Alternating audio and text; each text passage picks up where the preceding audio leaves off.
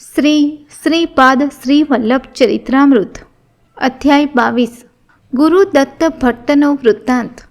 આ અધ્યાયના પઠન અથવા શ્રવણથી આપણે કરેલા કર્મ દોષોનું નિવારણ થાય છે, તેમજ આપણી સામે આવતા વિઘ્નોનું નિવારણ થાય છે। શ્રીપાદ એકલા જ તેમના ભક્તોને જ્યોતિષશાસ્ત્રમાંના જન્માક્ષરના પરિણામો આપી શકે છે। ગુરુચરણ કૃષ્ણદાસ અને હું એટલે શંકર ભટ્ટ શ્રીપાદ પ્રભુની સન્મુખ અદ્વિતીય આનંદ સાગરમાં વિહાર કરતા હતા। ગુરુદત્ત નામના જ્યોતિષી શ્રીપાદ પ્રભુના દર્શન માટે કુરુગડ્ડી આવ્યા હતા। શ્રીપાદ પ્રભુએ તેમનું યથોચિત સન્માન કર્યું। એકાંત સ્થળે બેસી સત્સંગ કરો તેમ તેમણે આજ્ઞા કરી। અમારા વાર્તાલાપનો દોર જ્યોતિષશાસ્ત્ર તરફ લંબાયો। મેં એટલે શંકર ભટ્ટે ગુરુદત્ત નામના જ્યોતિષીને પૂછ્યું કે મહારાજ, જ્યોતિષશાસ્ત્રમાં કહેલું ફળ સાચે જ હોય છે?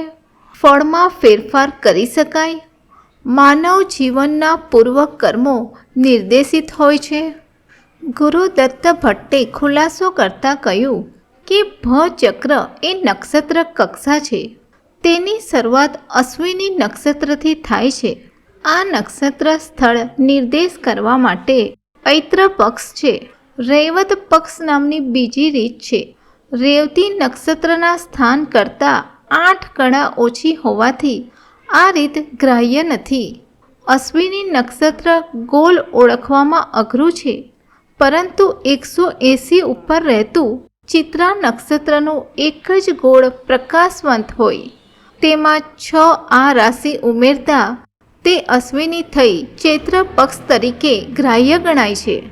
અશ્વિની નક્ષત્ર તુરગ મુખાશ્વિની શ્રેણી 3 ગોળ તરીકે સ્પષ્ટ કરવામાં આવી છે। શ્રીપાદ શ્રી વલ્લભે ચિત્રા નક્ષત્ર પર જન્મ લીધો તે માટે એક વિશેષ કારણ છે। 3 ગોળ સહિતનું અશ્વિની નક્ષત્ર એટલે તેમનું સ્વરૂપ તે જ ભચક્રનો પ્રારંભ છે, તે જ તેમનું દત્તાત્રેય સ્વરૂપ છે। કલિયુગમાં તેમનો પ્રથમ અવતાર શ્રીપાદ શ્રી વલ્લભનો છે। આ અશ્વિની નક્ષત્રની સીધી રેખામાં 180 અંશ ઉપર રહેલું ચિત્રા નક્ષત્ર તેમનું જન્મ નક્ષત્ર છે। 180 અંશ દૂર રહેનાર કોઈ પણ નક્ષત્ર અથવા ગ્રહ શક્તિ કેન્દ્રિત કરવાનું કાર્ય કરે છે। મનુષ્યનું પૂર્વજન્મકૃત પ્રારબ્ધ અનુસાર તે પ્રમાણે ફળ આપનાર ગ્રહોની સ્થિતિ હોય તે સમયે તે જન્મ લે છે। ગ્રહોને મનુષ્ય પર પ્રેમ કે દ્વેષ ભાવના બિલકુલ હોતી નથી। તે ગ્રહોની સ્થિતિ દ્વારા નિર્માણ થયેલા વિવિધ કિરણોથી, વિવિધ સ્પંદનોથી તે સમયે તે સ્થળે જે તે વિશિષ્ટ જીવોને ઇષ્ટ કે અનિષ્ટ ફળ મળે છે।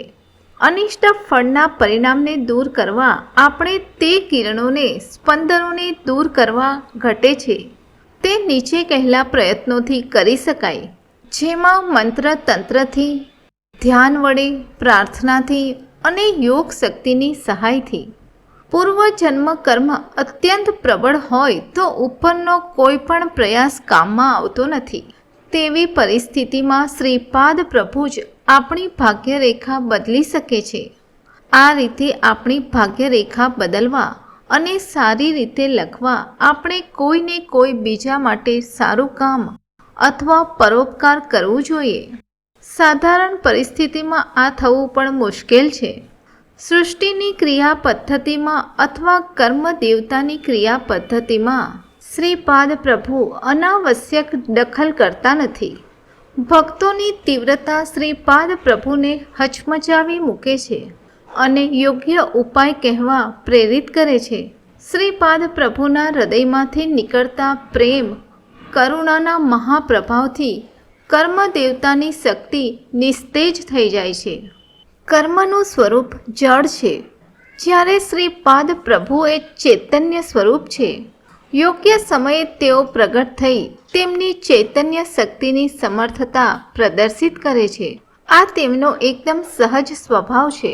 હું એટલે ગુરુદત્ત ભટ્ટ અજાણતા પોતાને જ્યોતિષશાસ્ત્રનો મહાપંડિત સમજતો હતો। હું કર્ણાટક પ્રદેશમાંથી આવેલો હોવાથી મને તેલુગુ ભાષા અસ્ખલિત બોલતા આવડતું નહીં. મને સંસ્કૃત ભાષા સારી રીતે આવડતી. મારું મહદભાગ્ય કે મને પીઠિકાપુરમમાં આવવાનો સંધિયોગ પ્રાપ્ત થયો. કાનો કાન અનેક વાતો સાંભળી હતી. મારું કુળ દૈવત દત્ત ભગવાન જ છે. હું પાદ ગયા ક્ષેત્રમાં પીઠિકાપુરમ નગરના કુક્કુટેશ્વર મંદિરમાં દર્શનાર્થ આવ્યો હતો. ભક્તિ અને શ્રદ્ધાયુક્ત અંતઃકરણથી ભગવાનના દર્શન કર્યા. તે સ્થળે હું ધ્યાનમાં બેઠો. ધ્યાનમાં મેં સ્પષ્ટ અંતરવાણી સાંભળી કે અરે મૂર્ખ, તને મરીને કેટલા દિવસ થયા? તું મારો ભક્ત છે એમ કઈ મારી આરતી ઉતારી પગ પર માથું મૂકે છે. પાદ ગયા ક્ષેત્રે મારા પગ પર માથું મૂકી બાધા પૂરી કરવાનો છે કે મારા પગ પર માથું પટકી મારું લોહી સૂકવીશ? આવા શબ્દો વારંવાર મને સંભળાયા. હું મોટો જ્યોતિષી છું તેવું માનનારો હતો. મારા જ્ઞાન અનુસાર મેં મારી જન્મપત્રિકા બનાવી હતી. જે દિવસે હું શરીર ત્યાગ કરવાનો છું તે દિવસે પાદ ગયા ક્ષેત્રે દત્ત ભગવાન સન્મુખ હોઈશ. મેં મારી નાડી તપાસી. નાડીમાં સ્પંદનો ન હતા. હૃદય પર હાથ મૂક્યો તો તે પણ ચાલતું ન હતું. મેં હસતા હસતા મારો ચહેરો અરીસામાં જોયો. મારો ચહેરો મને ભયાનક દેખાવા લાગ્યો. મારે ગૌરવ લેવા જેવું કશું જ ન હતું. માણસ મૃત્યુ પામીને પ્રેત દશા ભોગવતો હોય અને જે વિકૃત ચહેરાથી પૈસાચિક હાસ્ય રેલાવતો હોય તેવો ચહેરો મને ભાસ્યો. સ્વયંભૂ દત્તાત્રેય મંદિરના પૂજારીઓનું પણ મેં સૂક્ષ્મ શરીર જોયું. તેમના સૂક્ષ્મ વિકારોને પણ મેં અનુભવ્યા. મારામાં ખૂણે ખાંચરે લપાઈ બેઠેલો વિવેક જાગૃત થયો. શ્રીપાદ શ્રી વલ્લભના દર્શન કર્યા સિવાય મારા દુર્ભાગ્યનો અંત આવવાનો નથી એમ મેં નક્કી કર્યું. દેવતા આનંદ સ્વરૂપ હોય છે. તેઓ આનંદની સર્વોચ્ચ ટોચ પર હોય છે. મારી પરિસ્થિતિ ખૂબ જ દુઃખદાયક હતી. મારો જીવ અતિશય દુઃખી હતો. આત્મા શરીરનો ત્યાગ કર્યા પછી શરીરની બધી જ આધિ વ્યાધિ ઉપાધિનો અંત આવે છે. મારો આત્મા હજુ શરીર છોડીને ગયો ન હતો. જીવંત હોવ તે પ્રમાણે નિર્બંધ સ્થિતિમાં હૃદય સ્પંદનોને શરીરમાં ભરીને શ્રી ગુરુદેવે મને અનામિક અવસ્થા પ્રદાન કરી હતી. અત્યંત નીચ અને પાપી લોકોના કહેવાથી હું ફસાઈ ગયો હતો. તેની મને જાણ થઈ. પાષાણ સ્વરૂપના સ્વયંભૂ દત્તાત્રેય ભગવાને ઘંટીકોટના ઘેર જન્મ લીધો હતો. પાષાણની મૂર્તિને નાડી સ્પંદન હૃદયના સ્પંદન ક્યાં હોય છે? શ્રીપાદ પ્રભુને તો નાડી સ્પંદનો અને હૃદયના સ્પંદનો છે ને. મહાલય અમાવસ્યાના દિવસે પિતૃદેવતાનો પરમ પવિત્ર દિવસ હોય છે. તે દિવસે કોઈ અવધૂત ભિક્ષા માંગવા આવે અને તે સ્વીકારી જતા રહે છે તેઓ જ દત્તાત્રેય હોય છે તેમ ત્યાંના લોકોનો મત છે. શ્રીપાદ મહાપ્રભુ જ મેહુણા સ્વરૂપમાં જન્મ્યા. આ કેટલું આશ્ચર્યજનક છે! શું આ વચનો, આવા વિકૃત વચનો સાંભળી હું સ્તબ્ધ થયો. તે નીચ માણસોના વચનો યથાર્થ સમજી રત્ન તુલ્ય શ્રીપાદ પ્રભુથી હું દૂર થયો. આ પ્રમાણે મને અંતઃકરણપૂર્વક પશ્ચાતાપ થયો. હું તરત જ શ્રીપાદ પ્રભુના ઘેર દોડતો ગયો. 10 વર્ષની ઉંમર ધરાવતા શ્રીપાદ પ્રભુ આંગણામાં આવ્યા.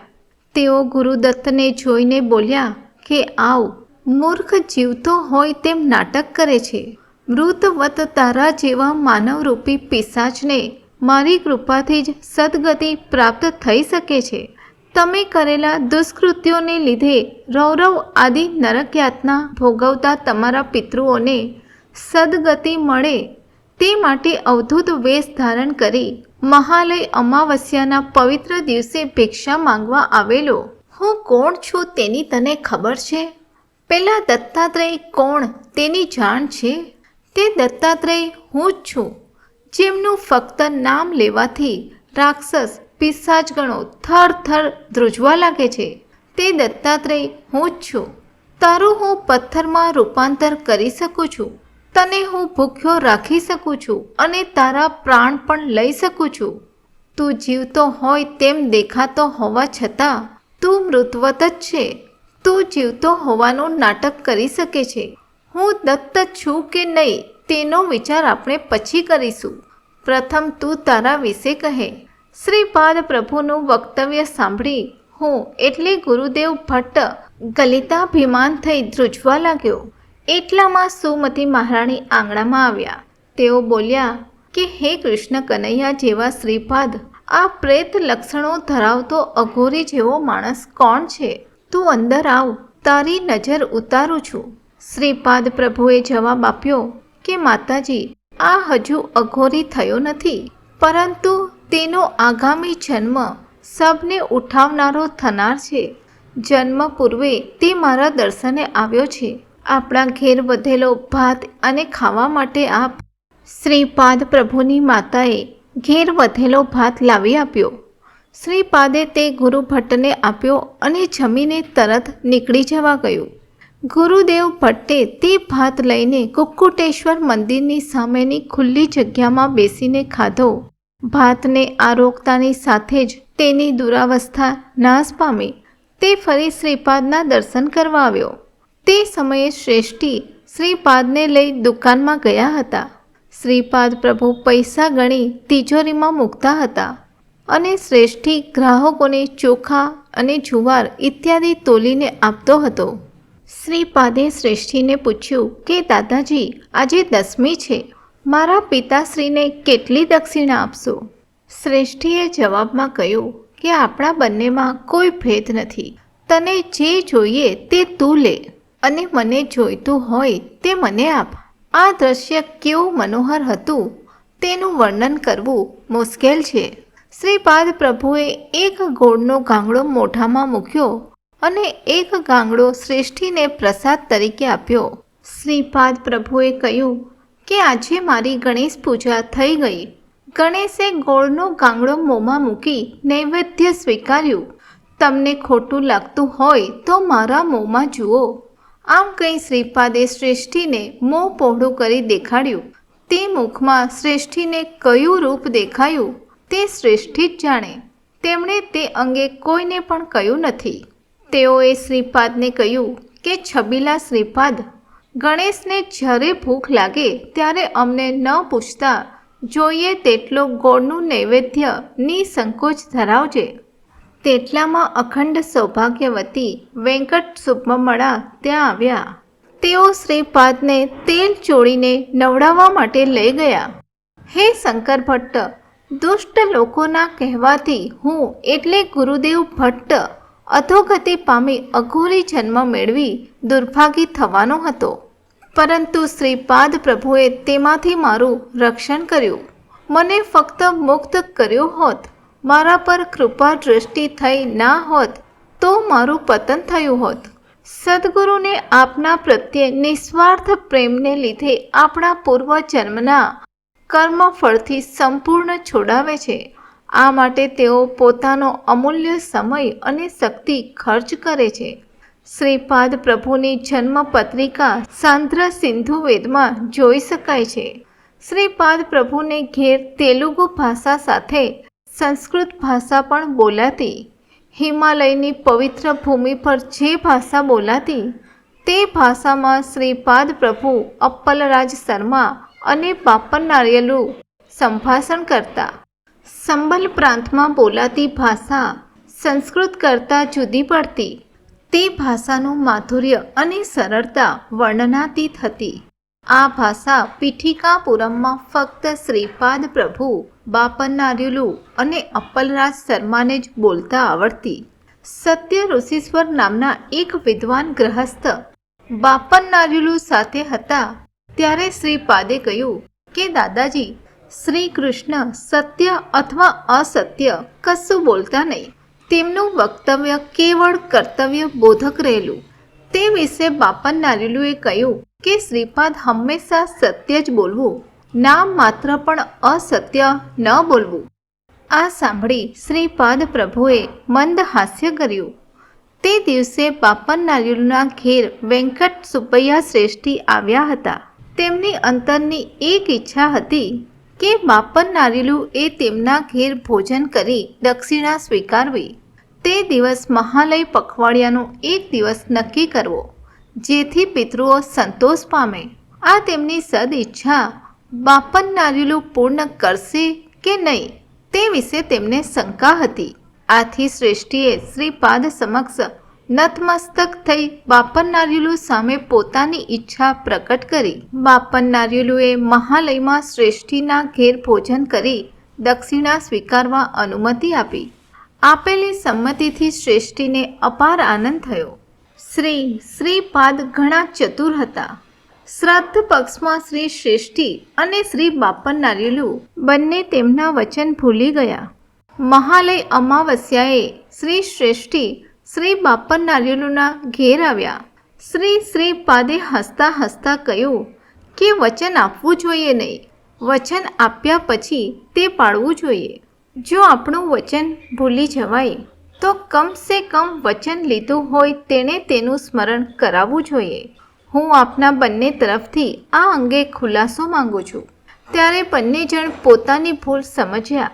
શ્રેષ્ઠી અને બાપન નાર્યુલુ આ બંનેને સાવધ કરતા શ્રીપાદ પ્રભુ બોલ્યા કે તમને વિસ્મૃતિ આપવામાં મારો એક હેતુ છે. પ્રત્યેક માનવીમાં હું કરતાપણાની ભાવના રાખનારું ચૈતન્ય રૂપ છે.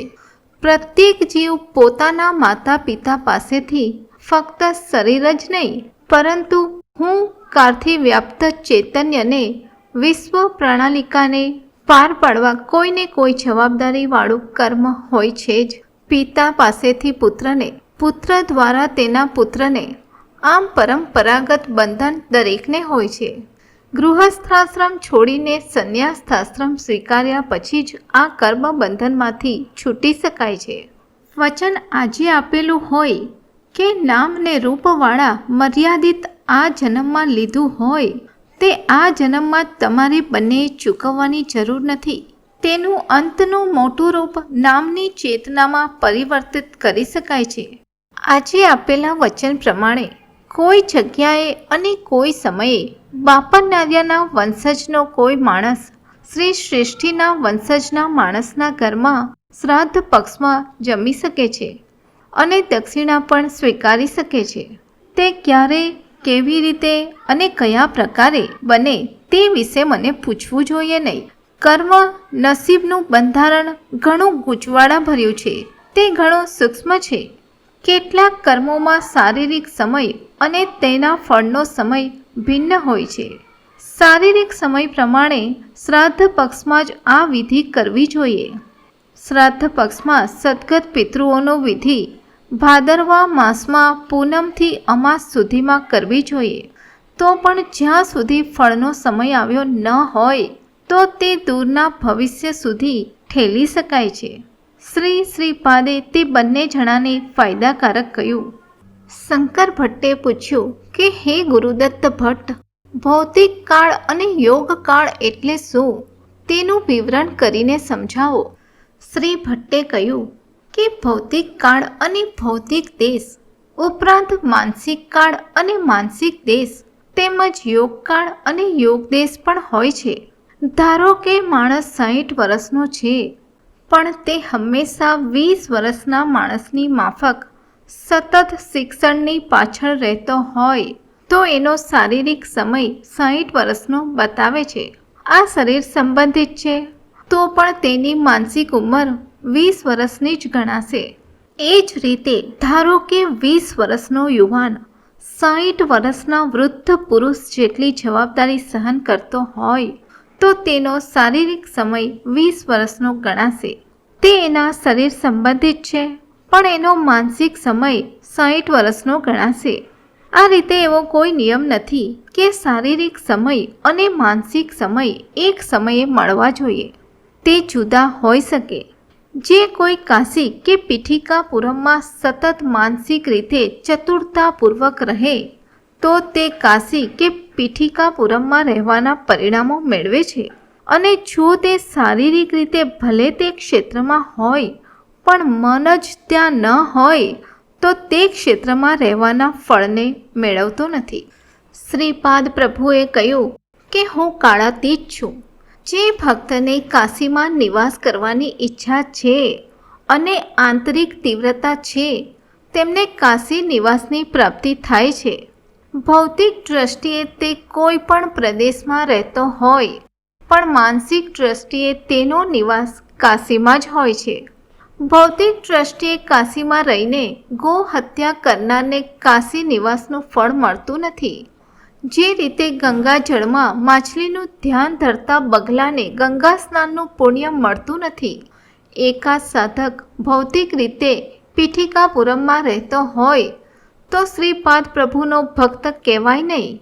યોગકાળ અને યોગદેશ આધ્યાત્મિક શક્તિ સંપન્ન વ્યક્તિ જ જાણી શકે છે. શ્રીપાદ પ્રભુનો અનુગ્રહ કોને અને ક્યારે મળશે, કયા દેશમાં મળશે, તે એક ન સમજનારું ગૂઢ રહસ્ય છે. માનવને ફક્ત કર્મ કરવાનો જ અધિકાર છે. દેહ આ એક ક્ષેત્ર છે. તેમાં જો મન ન હોય તો તેને ક્ષેત્રવાસનું ફળ મળશે નહીં. સત્કર્મ કરવાથી સુખ અને દુષ્કર્મ કરવાથી દુઃખ પ્રાપ્ત થવું એ અનિવાર્ય છે. પૂર્વ જન્મનું બંધન આપણો પીછો કરે છે. સદ્ગુરુની કૃપાને લીધે આપણે મુક્ત થઈએ છીએ. કાળ સારો ન હોય તો કોઈ પણ દેશમાં હોઈએ તો પણ કર્મ ફળને ટાળી શકતા નથી. આ અત્યંત ન સમજાય તેવો વિષય છે. પીઠિકાપુરમમાં નરસિંહ વર્માના ઘેર એક સેવક હતો. તેનું નામ શિવૈયા હતું. એક દિવસ શ્રીપાદ પ્રભુને તેણે જોયો. ત્વરિત તેના મનોવૃત્તિમાં પરિવર્તન આવ્યું.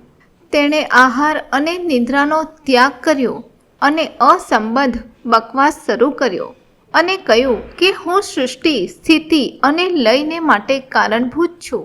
હું જ સર્વ સૃષ્ટિનું આદિમૂળ છું. આ સૃષ્ટિ મારાથી જ ઉત્પન્ન થઈ છે.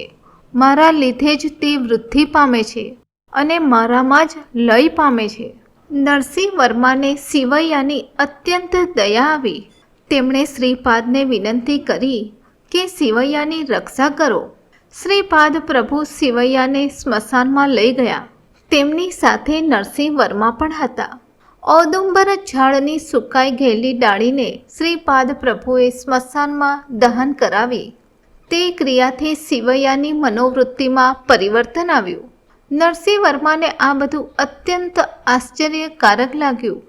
શ્રીપાદ પ્રભુએ કહ્યું કે દાદાજી, તેમાં આશ્ચર્ય માનવાની કોઈ જરૂર નથી. વાયસપુર ગામમાં એક પંડિત મારા પર મિથ્યા આરોપ કરતો હતો. તે વારંવાર કહેતા કે વેદ સ્વરૂપ પરમેશ્વર ક્યાં અને આ નાની ઉંમરનો શ્રીપાદ ક્યાં. શ્રીપાદ કહે છે કે તે સૃષ્ટિ, સ્થિતિ અને લયનો કારક છે. તે પોતાને આદિ મૂળ તરીકે ઓળખાવે છે. આ બધું જ ખોટું છે. થોડા જ દિવસોમાં તે પંડિત મરણ પામ્યો અને પોતાના કર્મોને લીધે બ્રહ્મ રાક્ષસ થયો. એક જન્મમાં આ શિવૈયા તે પંડિતનો અલ્પ ઋણી હતો. મેં યોગકાળ કલ્પીને સ્મશાનમાં યોગ દેશ નિર્માણ કરી, યોગ કર્મથી સુકાઈ ગયેલી ડાળીનું દહન કરી તે બ્રહ્મ રાક્ષસ તત્વમાંથી પંડિતને મુક્તિ આપી. આપણા શિવૈયાને તે બ્રહ્મ રાક્ષસના પંજામાંથી છોડાવ્યો. હે શંકર ભટ્ટ, પીઠિકાપુરમ ક્ષેત્રે અવતરેલા આ મહા તેજસ્વી અને ધર્મ જ્યોતિ સ્વરૂપ શ્રીપાદ પ્રભુ કુરુગડ્ડી આવી તેમણે આ ક્ષેત્રને પવિત્ર કર્યું. શ્રીપાદ પ્રભુના મહાસંકલ્પથી ગ્રહોનું ફલિત નક્કી કરવામાં આવે છે. કોઈ પણ પ્રકારના જ્યોતિષ ફળને નિર્ધારિત કરેલો ભૌતિક કાળ અને ભૌતિક નિયમ હોતા નથી. તે યોગ કાળ જોઈ, યોગ દેશ જોઈને તેનો નિર્ણય થાય છે. શ્રીપાદે અનુગ્રહિત કરેલું પ્રારબ્ધ કર્મ મરણથી બચી શકાય છે. શ્રીપાદે કલ્પના કરેલા જ્યોતિષશાસ્ત્ર અનુસાર 1000 વર્ષ પછી ઘટનાર ઘટના તેઓ અત્યારે જ ઘટે તેમ કરી શકે છે. આથી યોગકાળ તેઓ જ નક્કી કરે છે અને દૂર બનનારી ઘટના તેઓ પોતાની સમીપ ઘટે તેમ કરી શકે છે. શ્રીપાદ દેશ અને કાળ તેમની ઈચ્છા પ્રમાણે બદલી શકે છે. એક વખત શ્રી શ્રેષ્ઠીના ઘરમાં ભગવાન પાસે નાળિયેર ફોડવાનું હતું. તે શ્રીપાદે જાતે તોડ્યું. નાળિયેર ઘણા ટુકડાઓમાં તૂટી ગયું હતું. તે લોહીથી પૂર્ણ ભરેલું હતું. ત્યારે શ્રીપાદે શ્રી શ્રેષ્ઠીને કહ્યું કે દાદાજી, આજે તમે મરી જવાના હતા. તમારા માથાના અનેક ટુકડા થવાના હતા અને લોહી વહેવાનું હતું. મેં તે કાળ અને દેશ નારિયેલમાં પરિવર્તિત કર્યો અને તમને બચાવ્યા છે. શ્રીપાદના શબ્દો સાંભળી શ્રી શ્રેષ્ઠીને આશ્ચર્ય થયું. તેટલામાં સાયં સંધ્યાનો સમય થયો. શ્રીપાદ પ્રભુની આજ્ઞા લઈ કુરુગડ્ડીથી વિદાય લઈ અમે કૃષ્ણના સામે કિનારે પહોંચ્યા. અધ્યાય 22 સમાપ્ત. શ્રીપાદ રાજમ શરણમ પ્રપદ્યે. શ્રીપાદ શ્રી વલ્લભનો જય જયકાર હો.